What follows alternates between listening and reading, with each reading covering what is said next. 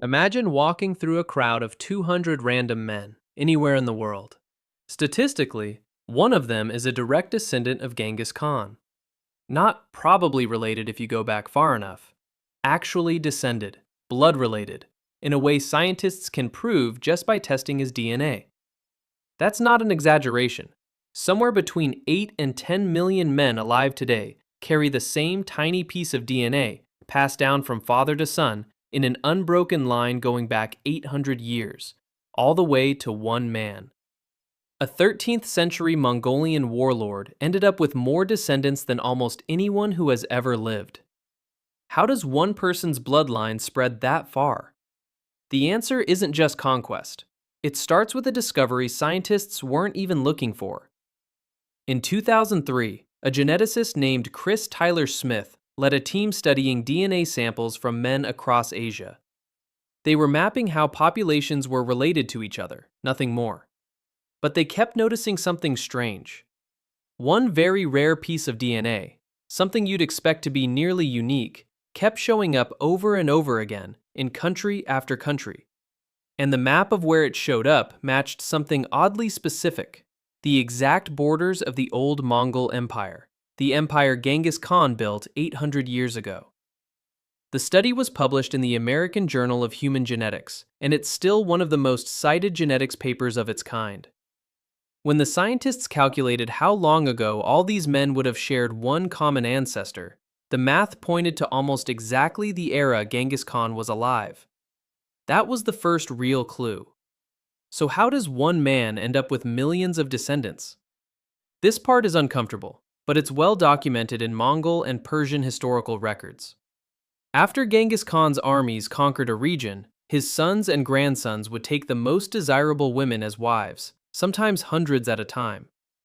Genghis Khan himself is believed to have fathered an extraordinary number of children across his empire.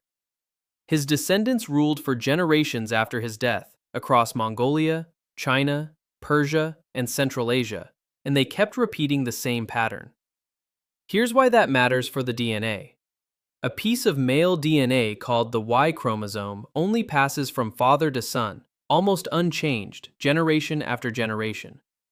If Genghis Khan and his male descendants had children spread across an empire stretching over 9 million square miles, the largest connected empire in human history, that one piece of DNA would spread exactly the way scientists found it. Thick in the old empire's lands, and thinning out the further you go from it. Most of the millions of men carrying this DNA today have no idea. A shepherd in Kazakhstan, a shopkeeper in Western China, a taxi driver in Uzbekistan. Any one of them could be carrying the same DNA as history's most feared conqueror and never know it. In fact, in 2016, a separate study on the Hazara people of Afghanistan and Pakistan found this exact genetic marker at unusually high rates. A modern population who, to this day, sometimes still tell oral stories claiming descent from Genghis Khan's family, without any DNA test to confirm it. The science just proved what a few of them had been saying for generations. Now here's the twist. Depending on where you ask, Genghis Khan is remembered in two completely opposite ways. In most Western countries, he's taught as a symbol of pure destruction. Cities burned, entire populations killed, fear used as a weapon. That reputation is fair. His armies are believed to have killed around 40 million people, one of the deadliest periods in human history. But in Mongolia today, he's a national hero. His face is on the money. Giant statues of him stand in the capital. Mongolians remember him for something most other countries don't teach. He made trade routes across Asia safe again, letting merchants travel the Silk Road without being robbed or killed, moving goods and ideas between East and West faster than ever before. So which version is true, monster or hero? Both, at the same time. And underneath both stories is something neither one explains. Millions of people alive right now, carrying a piece of him in their own bodies, in countries that have never met each other, never spoken the same language, and never known why.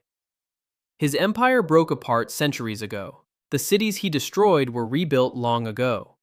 But somewhere out there today, a stranger you'll never meet, in a country you may never visit, is carrying the exact same DNA you might be carrying right now.